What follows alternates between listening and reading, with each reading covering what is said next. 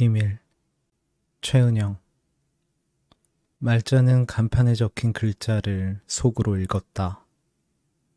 이천희 안경점, 원조 소문난 쭈꾸미, 오다리집, 이은미 한의원, 대성문화사. 적어도 6개월마다 한 번은 이 길을 지나갔지만 어쩐지 볼 때마다 거리의 모습이 바뀌어 있는 것 같았다. 벌써 8년째 딸의 차를 타고 이 길을 지나고 있다. 어떤 날은 웃었고, 어떤 날은 울었고, 어떤 날은 말문이 막혔다. 그 모든 순간 말자는 차창 밖으로 보이는 거리의 글자들을 읽었다. 의사의 말대로라면 7년 전에는 죽었어야 했을 목숨이었다. 짧으면 6개월, 길면 1년에서 1년 반 정도 더 살 수 있다고 의사는 말했었다. 어떻게 나에게 이런 일이 생길 수 있는가 통곡도 해봤고, 죽음을 의식하지 않고 사는 모든 건강한 사람들을 시기하기도 했다. 다행히 수술과 항암 치료 결과가 좋았다. 말자는 의사가 하라는 대로 했다. 새벽 6시에 일어나서 현미밥과 채소 위주로 아침을 챙겨 먹고 2시간씩 걸었다. 표고버섯 우린물을 마시고 고구마는 매일 껍질째 쪄먹었다.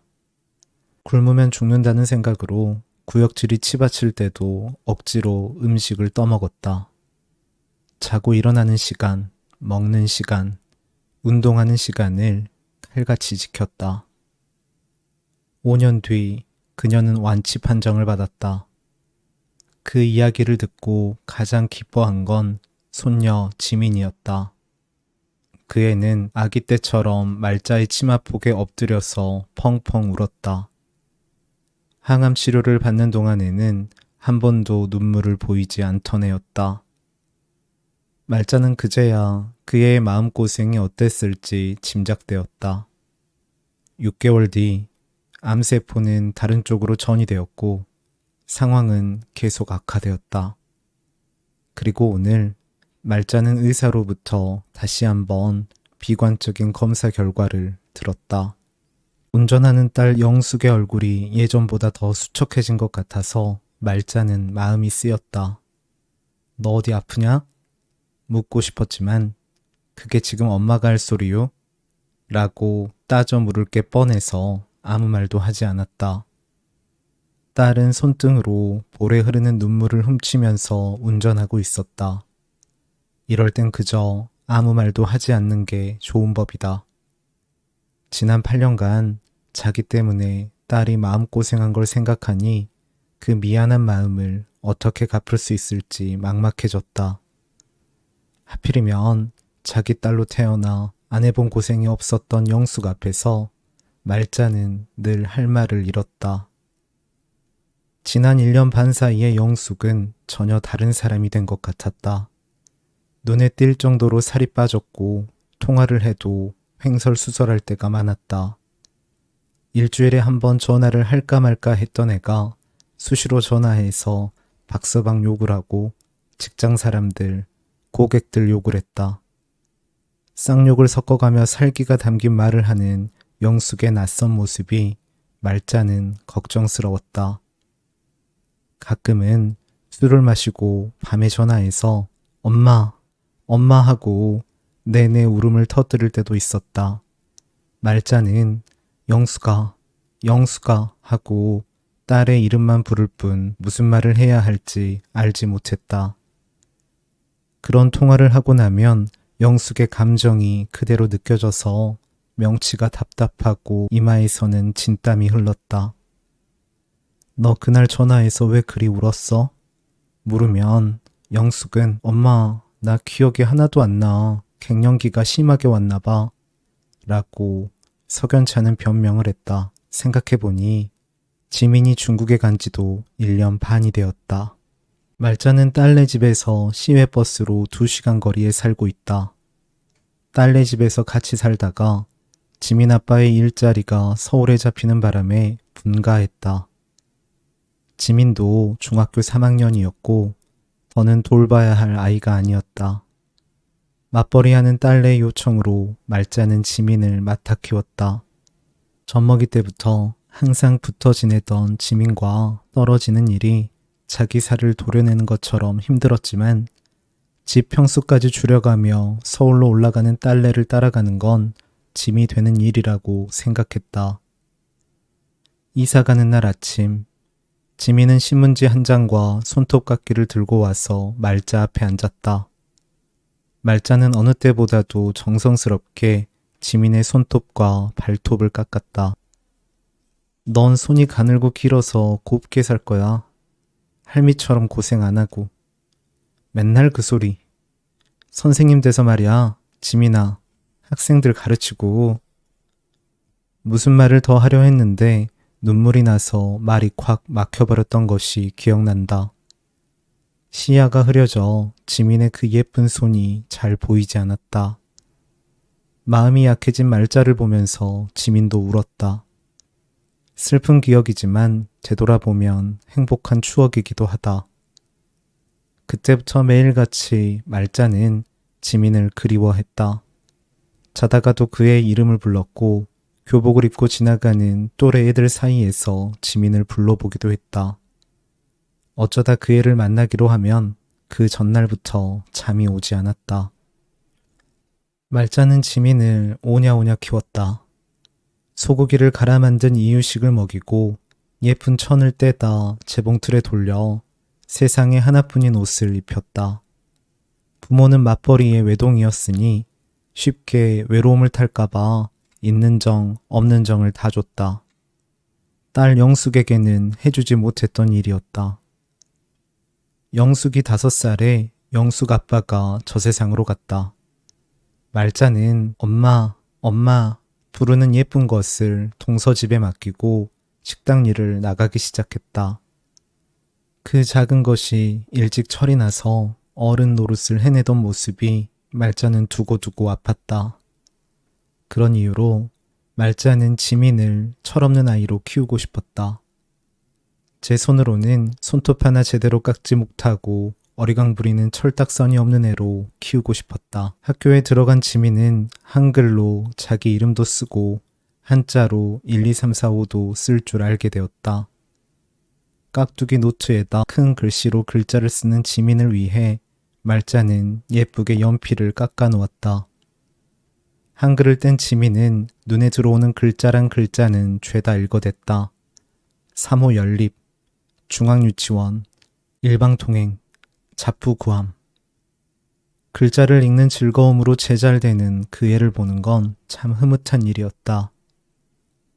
지민이 처음으로 받아쓰기 100점을 맞은 날, 말자는 한 손에는 시험지를 들고 다른 한 손으로는 지민의 손을 붙잡고 시장에 가서 한바탕 자랑을 했다.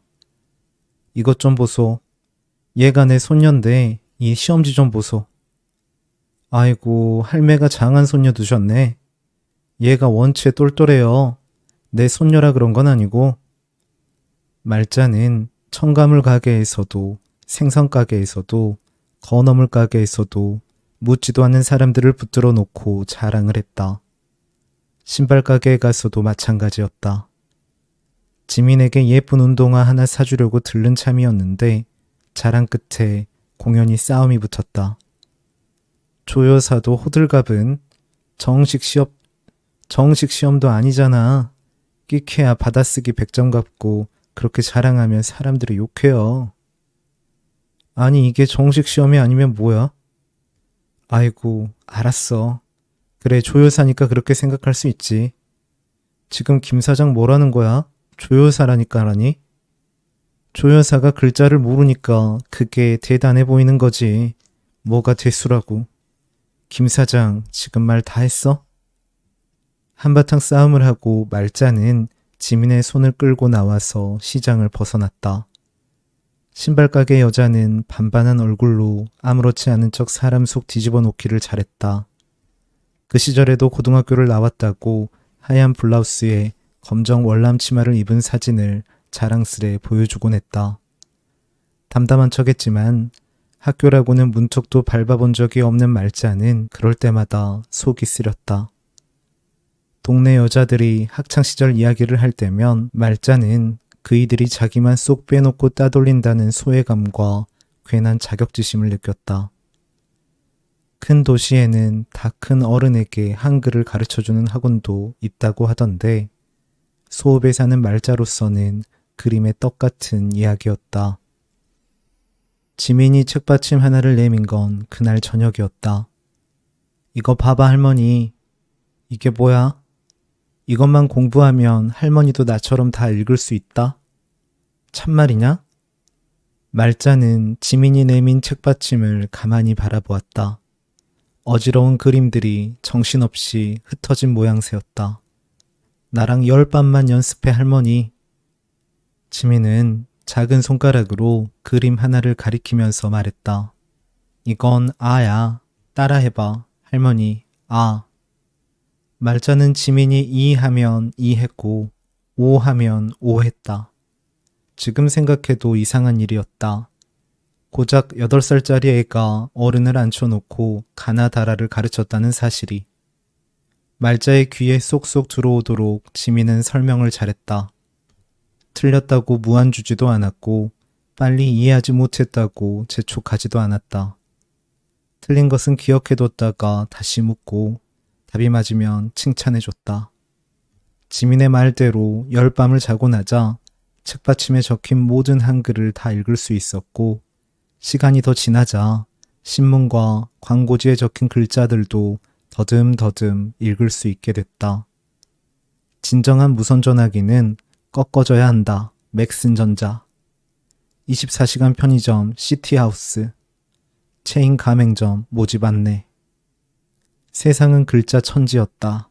의미 없던 그림들이 이제 글자가 되어 말자에게 와서 말을 걸었다. 지민이 받아온 가정통신문을 읽고 소풍 날짜를 체크하면서 말자는 어깨를 으쓱했다.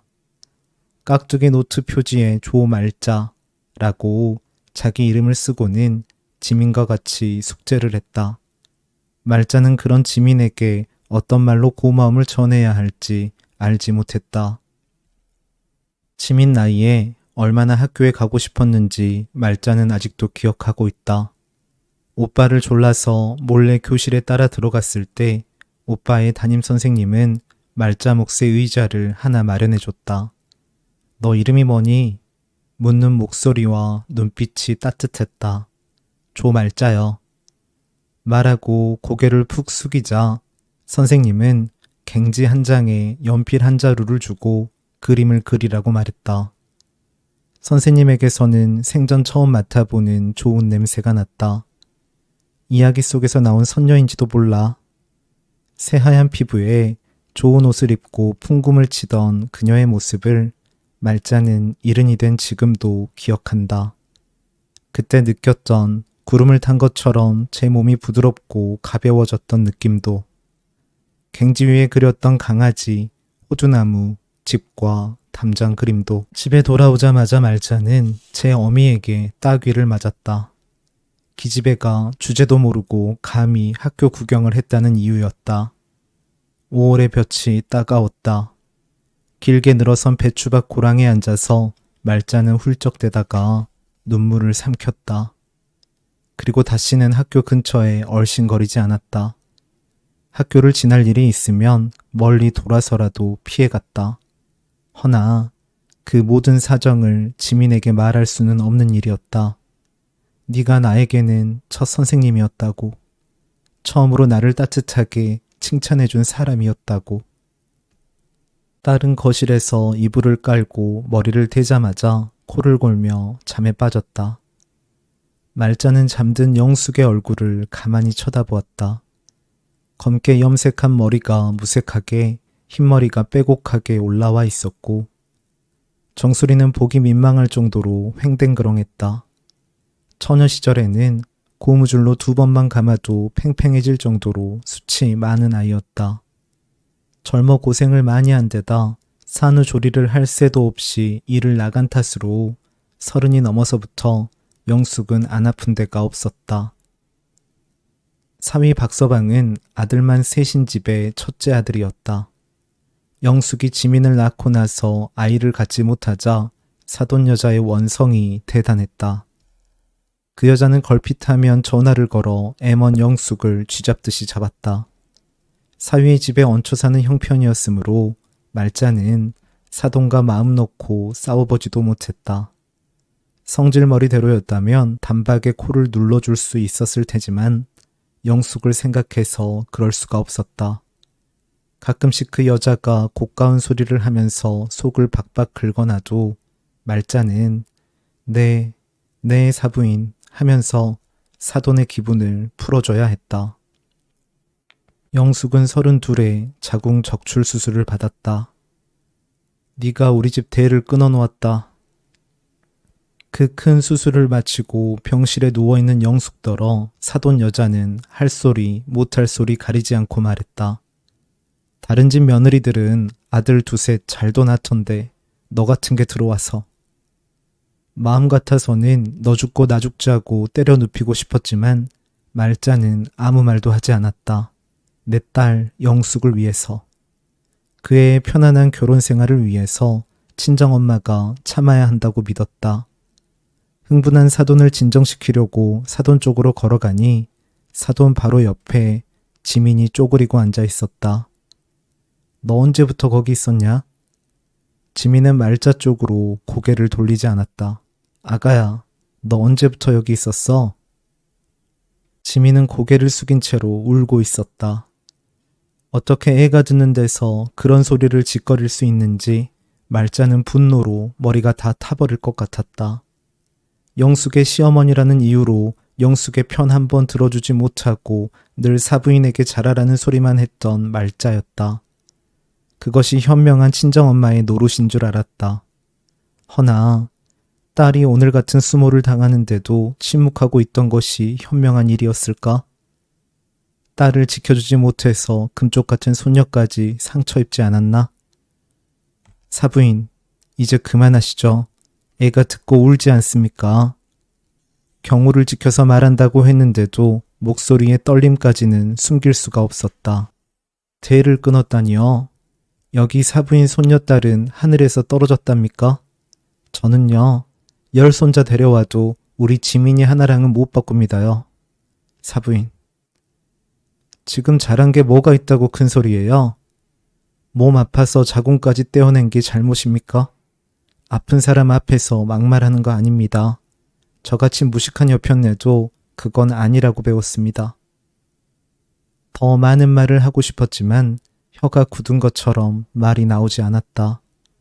감히 내 새끼 마음에 비수를 꽂고 그따위 말을 내 손녀 듣는 곳에서 하다니.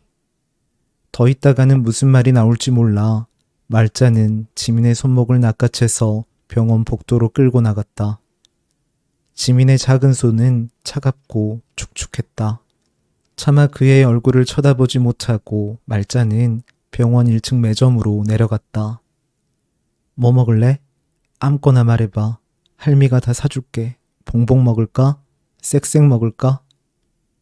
말자는 지민의 손을 잡고 병원 바깥으로 걸어갔다. 지민이 울 때면 말자는 그 애와 같이 산보를 했다. 바깥 공기도 쐬고 변하는 풍경도 보고 하면 서러운 마음이 잦아든다는 것을 말자는 알았다. 말자는 지민이 서러움을 모르는 아이로 살기 바랐다.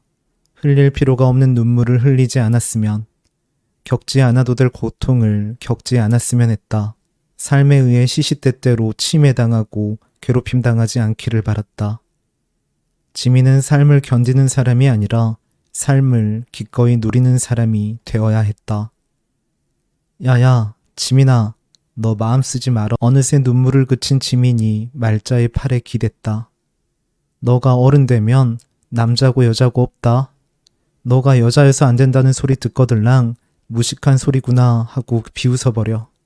넌 뭐든 다 되고 뭐든 다 할 수 있다.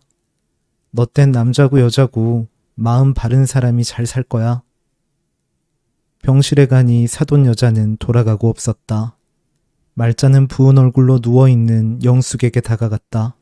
영숙은 말자를 보고 미간을 찌푸린 채로 미소 지었다. 영숙이 잠들 때까지 말자는 영숙의 머리를 쓰다듬고 또 쓰다듬었다. 지민은 간이 침대에 앉아서 그런 엄마와 할머니를 가만히 바라보고 있었다. 영숙이 자는 동안 말자는 지민의 방으로 갔다. 방은 그 애가 중국으로 떠났을 때의 모습 그대로였다. 깔끔한 박서방이 매일 쓸고 닦아서 모든 것이 깨끗하고 반짝였다. 5단 책장에는 책이 빽빽하게 꽂혀 있었고 책상 위에도 시험 공부할 때 보던 책들이 그대로 있었다. 말자는 지민의 책상 의자에 앉아서 지민이 벽에 붙여놓은 메모와 사진들을 보았다. 해가 뜨기 전이 가장 어둡다. 미치지 않고서는 이르지 못한다. 정신 차려 지민아 라고 쓴 메모들은 햇빛에 발해 있었다. 교생 실습을 나갔을 때 제자들과 함께 찍은 사진도 붙어 있었다. 교탁 앞에 서 있는 지민 옆에서 손으로 하트를 그리고 있는 아이들의 모습이었다. 지민은 가뜩이나 작은 눈이 보이지 않을 정도로 활짝 웃고 있었다. 일반 기업에 들어갈까도 생각해 보았지만 교생 실습을 하고 나서 교사가 되기로 마음을 정했다고 지민은 말했었다. 할머니, 난 애들이 좋아. 애들이랑 같이 있으면 힘이 나. 그런 이야기를 하면서 눈을 반짝이던 지민의 얼굴이 생각났다. 그 옆에는 처음 배정받은 학교에서 아이들과 찍은 사진이 있었다. 벚꽃나무 앞에서 아이들과 함께 V자를 하고 웃고 있는 지민. 지민에게 팔짱을 끼고 있는 애들의 표정은 밝았다. 말자는 책상 유리판 아래 끼어있는 사진들도 봤다. 대부분이 학교에서 애들이랑 찍은 사진이었다. 분홍색 도화지에다 여러 애들이 함께 써준 편지도 있었다. 쌤들 중에 지민쌤이 제일 좋아요. 지민쌤 너무 웃겨요. 딴 시간에는 잠만 자는데. 쌤 시간에는 잠도 안 자요. 칭찬해주세요, 쌤. 지민쌤 저번에 매점에서 빵 사주셔서 감사했어요. 힘내서 다음 시험 대박 잘 볼게요. 우리 호빵맨 지민쌤 사랑해요. 애들이 지민의 얼굴을 만화 캐릭터처럼 그린 그림도 있었다. 언젠가 호빵맨이 뭐냐 묻자 핸드폰에서 그림을 찾아 보여주면서 지민은 웃었다. 얼굴이 빵인 남자가 망토를 두르고 하늘을 날고 있었다. 아이고야, 지민이 너가 어딜 봐서 이 대머리랑 닮았다는 거야? 말자는 불쑥 화를 냈고 지민은 깔깔대며 웃었다. 문득 말자는 이 방에서 지민과 이런저런 이야기를 하던 그 시절이 사무치게 그리워졌다. 말자와 지민이 함께 찍은 사진도 있었다. 한 장은 지민이 유치원에 입학하던 날 유치원 정문 앞에서 찍은 사진이었다. 지민은 새로 산 울코트에 하얀 타이츠를 신고 코딱지를 파고 있었다.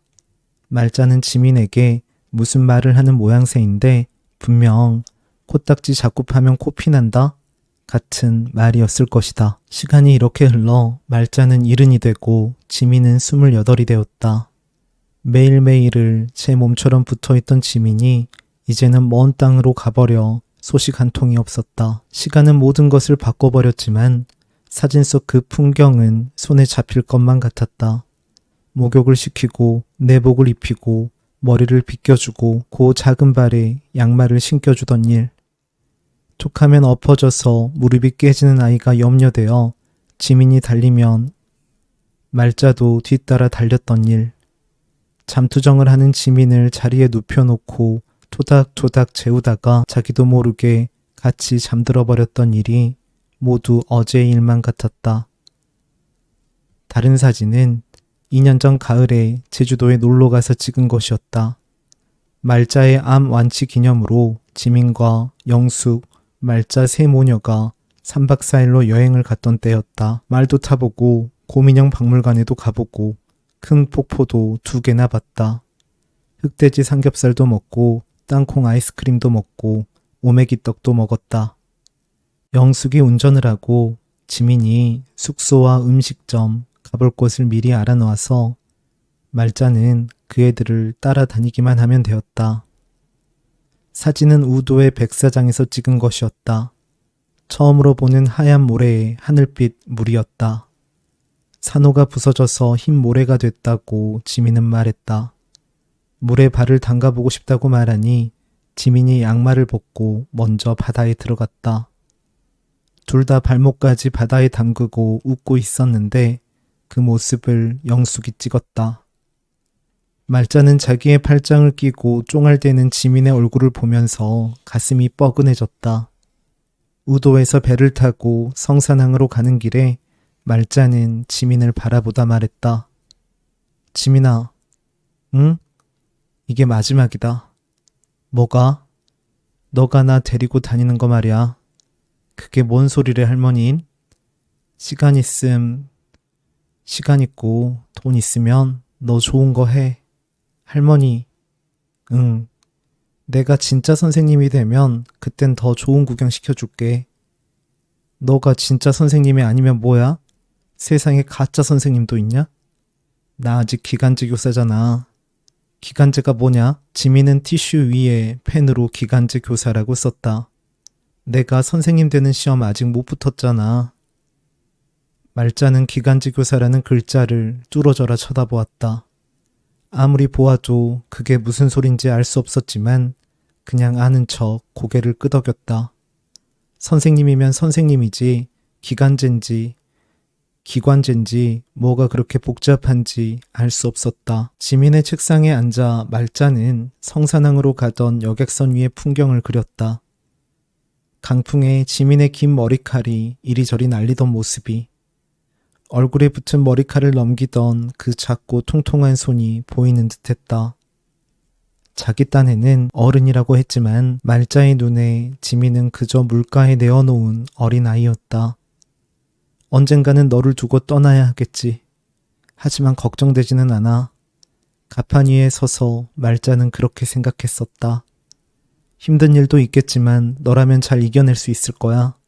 너의 몫의 행복을 누리는 사람이 될 수 있을 거야. 그때 말자는 그렇게 믿었었다. 맑게 웃고 있는 지민의 투명한 얼굴을 보며 말자는 정말 그렇게 믿었었다. 오랜만에 본 박서방의 얼굴이 눈에 띄게 말라 있었다. 하품을 할 때 입속을 무심코 봤는데 어금니 몇 개가 빠져서 듬성듬성했다. 박서방, 내가 잘못 보았나? 이가 빠진 거야? 박서방이 별 대답을 안 하는데 영숙이 나서서 말했다. 나이 들어서 그래. 박서방, 장모님이 지금 제 걱정하실 때예요? 지금은 제발 당신 생각 좀 하세요. 박서방은 욱하는 버릇이 있었다. 보통은 화가 나면 욱하는 법인데 박서방은 부끄러워도 욱하고 기뻐도 욱하고 놀라도 욱했다. 처음 같이 살 때는 그때마다 깜짝깜짝 놀라곤 했는데 살다 보니 아무렇지도 않게 됐다. 괜히 한마디 큰 소리를 치고 밖으로 나가 담배를 한 대 피우고 들어와서는 새 여자의 눈치를 살피는 시기였다. 키가 크고 몸집도 좋은데다 생김새도 무서워 보여서 박서방은 사람들에게 오해를 많이 샀다. 담배를 챙겨서 밖으로 나가는 박서방의 뒷모습이 예전 같지 않았다. 허리와 허벅지가 가늘어져서 바지가 너무 커 보였고 전체적으로 몸집이 작아진 것 같았다. 짧은 시간에 어떻게 저렇게 몸이 상할 수 있는지 말자는 마음이 아렸다. 한 번은 병원에 다녀왔다가 지민의 방에서 잠을 자는데 현관문이 열리고 뒤이어 무언가가 바닥에 쿵 떨어지는 소리가 들렸다. 놀라 밖에 나가보니 고주망태가 된 박서방이 신발도 벗지 않고 현관 입구에 쓰러져 있었다. 박서방은 술을 마시고 좀처럼 흐트러진 모습을 보이지 않았었다. 그러던 이가 제 몸도 가누지 못하고 허우적대는 모습에 말자는 놀란 가슴을 쓸어내렸다. 영숙아, 영숙아. 박서방은 큰 소리로 영숙의 이름을 부르더니 조용히 흐느꼈다. 여보, 울려면 그냥 크게 울어. 바보같이. 그냥 차라리 내 앞에서 울어. 자기가 왜 내 눈치까지 보고 살아야 돼? 영숙은 박서방의 등을 주먹으로 몇 번이고 내리쳤다. 그 애들만의 공간을 침입한 것이 민망해져서 말자는 방으로 들어갔다. 영숙이 박서방을 데리고 방으로 들어가는 소리를 듣고 자리에 누웠지만 말자는 잠이 쉬이 오지 않았다. 지민이 중국에 갔어요. 중국 시골에서 선생님 한다고. 그 말을 하던 박서방의 붉은 얼굴이 자리에 누운 말자의 눈앞에 어른거렸다. 이번 지민의 생일날 말자는 잡채를 무쳐서 딸내를 찾았다. 소고기 미역국과 잡채, 꼬막 무침, 무생채, 지민이 좋아하는 음식들로 식탁이 차려졌다. 작년 지민의 생일에는 어디론가 여행을 간다고 했다. 어차피 주인공도 없으니까 따로 생일상을 차리지 않기로 했다고 영숙은 말했었다. 다 모여 앉아 생일상을 차리고 보니 모두 헛일이라는 생각이 들었다. 셋 다 약속한 것처럼 아무 말도 하지 않았고 박서방은 국이나 몇 술 뜨다가 방으로 들어갔다. 말자는 국에 밥을 말아 꾸역꾸역 입에 넣고 있는 영숙의 얼굴을 보았다. 국물 더 주랴? 목 안 막혀? 영숙은 국그릇만 내려다보며 밥을 먹더니 사례가 들려 식탁 위로 입안에 밥풀을 쏟아냈다. 엄마, 미안해. 당황한 영숙이 식탁에 밥풀을 치우면서 말했다. 미안해. 미안해, 엄마. 뭐가 그렇게 미안한 건지 말자는 작은 일에도 매번 미안하다고 말하는 딸의 모습에 짜증이 났다. 그러니까 천천히 꼭꼭 씹어 먹어야 한다고 말하려고 했는데 말이 잘 나오지 않았다. 영수가 라고 이름이라도 부르고 싶었는데 그마저도 잘 되지 않았다. 대신에 말자는 영숙의 국그릇에 국물을 더 부었다. 영숙은 국물을 훌훌 불어가며 천천히 밥을 먹기 시작했다. 말자도 최대한 천천히 부드러운 미역줄기를 씹어 삼켰다. 밥을 다 먹고 영숙은 빵을 사러 밖에 잠깐 나갔다 오겠다고 했다. 설거지를 하고 빨래를 개키고 청소기를 돌리도록 영숙은 집으로 돌아오지 않았다. 1시간쯤 소파에 앉아 텔레비전을 보다가 말자는 제 집으로 돌아갔다. 지민의 생일에 눈치도 없이 내리는 가을비가 찼다. 영숙이 어디서 이 차가운 비를 맞고 다니는 건 아니겠지? 싶은 마음에 터미널로 걸어가는 발걸음이 무거웠다. 집에 가서 전화했지만 영숙은 전화를 받지 않았다. 지민이 중국에 간 지 반년이 되도록 별다른 소식이 없을 때였다. 중국으로 떠날 때도 급하게 가느라 말자에게 작별 인사를 못했다고 했다. 그러던 중 영숙이 전화를 해서 지민의 소식을 알렸다. 지민과 겨우 전화가 닿았다고 했다. 엄마, 지민이 사는 데는 산골짜기래. 그래서 전화도 편지도 안 된다네. 중국은 엄마, 땅이 넓어서 집배원이 못 들어가는 시골도 있대. 크지 중국이? 학교도 많이 바쁜가 봐. 거긴 방학도 없대. 그렇구나. 그러니까 엄마 걱정하시지 말라고. 자긴 잘 있다고. 잘 있을 거야. 우리 지민이 잘 있을 거야. 말자는 지민의 옷장문을 열었다.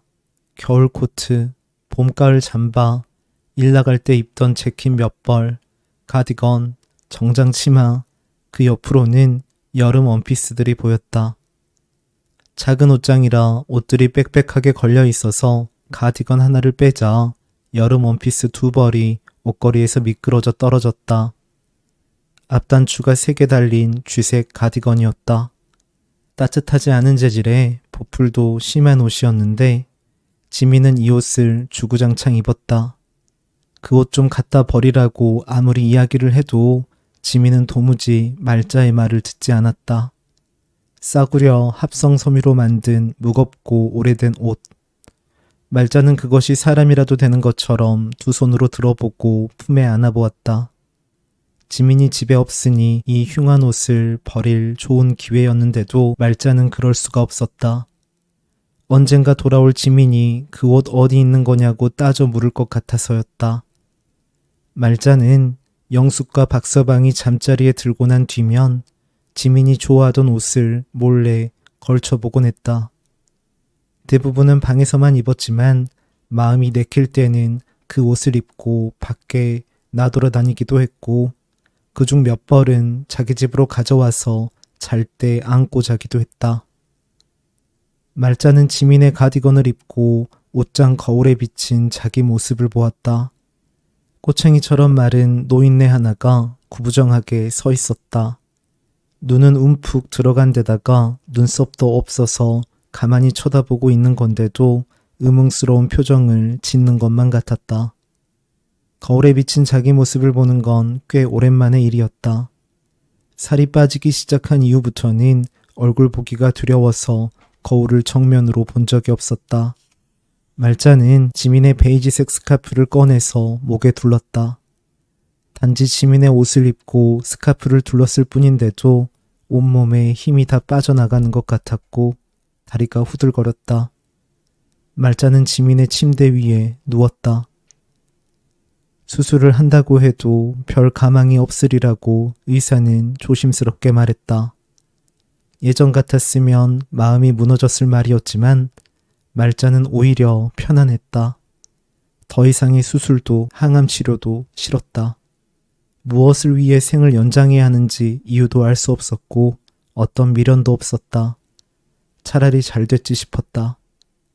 그렇다고 해서 죽음이 두렵지 않은 건 아니었지만 살아있다는 것도 두렵다는 점에서는 죽음과 진배 없었다.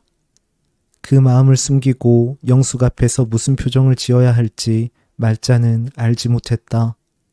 말자는 침대 위에서 몸을 뒤척였다. 잠이 오지 않았다. 할머니.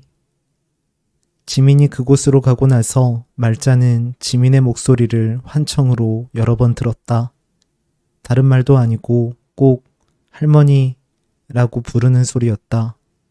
세상에서 말자가 가장 듣고 싶은 목소리와 말이었다. 그러던 것이 시간이 지나면서부터 더는 지민의 목소리가 들리지 않았다. 이제는 그 애의 목소리도 정확하게 기억나지 않는다. 어떻게 지민의 목소리를 기억하지 못할 수 있는지, 그게 무슨 조화 속인지 벌을 받는 것만 같았다. 지민의 목소리가 흐려질 때, 그 애가 자꾸 멀어지는 것만 같을 때 말자는 연필을 잘 깎아서 지민에게 편지를 쓰곤 했다. 말자는 자리에서 일어나서 지민의 책상으로 갔다. 지민아, 거기선 잘 있는 거야? 거기서도 애들 잘 가르치고 있니? 우린 걱정 말어. 다 잘 지내고 있어. 너는 많이 우는 아가였지. 살며 너처럼 자주 우는 애는 못 봤다. 처음엔 나이 먹고 다시 딸내 애를 보는 게 억울했어. 너가 빽빽 울 때마다 내가 뭔 죄로 널 떠맡게 된 건지 싶었잖아. 너가 보채는 밤이 길기도 했구나. 지민아, 난 딴 사람들처럼 애를 예뻐하는 사람이 아니었었어. 근데 어쩌다 일이 되었을까? 누가 물어도 뭐라 할 말이 없어. 할민, 사람 좋아하는 게 무서웠다. 지민아, 사람 좋아하면 마음이 아프고 힘들잖아. 할미는 겁이 많아선가 언제부턴가 그런 게 무섭더라. 그래도 늙으면 안 그럴 줄 알았어. 그런데 아니잖아. 눈도 늙고 귀도 늙고 손발이 나무 껍데기만치 딱딱해져도 마음은 안 그렇더라. 지민아, 이런 거 입고 다니면 춥지 않았어? 너 추위 타는 거 알면서도 좋은 옷 하나 사 입히지도 못했네. 너가 있는 곳은 산골이라는데 바람도 많이 불 텐데 너 거기서 뭐 입고 다니냐? 겨울 되면 너 생각이 더 나더라. 이런 옷 입고 벌벌 떨고 있을까봐 할미가 걱정이 많아. 넌 궁금한 게 많은 아이였잖아. 할머니 부르곤 재미난 소리들을 잘했어. 개미들도 나처럼 이불 덮고 자? 하늘의 스위치는 누가 켜고 꺼서 아침이랑 밤이 와? 할민, 그런 소리를 하는 너가 어디에서 왔는지 신기했었어. 너라는 애를 모르고 40년 넘게 살았었는데 그때 넌 어디 있었냐? 어디에서 와서 이런 신기한 얘기를 하는 거야? 할미 독감 걸려 입원했을 때 기억나냐? 학교 끝나고 책가방 맨 너가 혼자 날 찾아왔잖아. 체육복 바지 무릎팍에 풀물이 들어있더구나. 너 여기가 어디라고 온 거야? 하니까 너가 손에 든 걸 주더라. 네잎 크로바 3개였어. 너가 그걸 내 손바닥에 올려놓고 할머니 죽지 말고 아프지도 말라고 했잖아. 할민 그런 너가 귀여워서 웃었는데 너의 눈에는 눈물이 꽉 차 있더구나. 지민아, 이상하지? 그때 생각하면 아직도 가슴이 막막해. 내가 뭐라고 바지에 풀물이 들 정도로 그걸 찾고 있었니? 내가 뭐라고 너의 눈물에 눈물이 꽉 차 있었니? 나의 귀염둥이, 나의 아가야. 손에 힘이 빠져서 글씨는 갈수록 알아보기 어려웠지만 그래도 말자는 편지 쓰기를 멈추지 않았다. 아무리 글씨가 엉망이라도 지민이라면 다 알아볼 수 있을 테니. 집배원이 들어갈 수 없다는 그곳으로, 어떤 편지도 배달되지 않는다는 그곳으로 말자는 지민에게 직접 전할 그 편지를 접어 가슴에 품었다.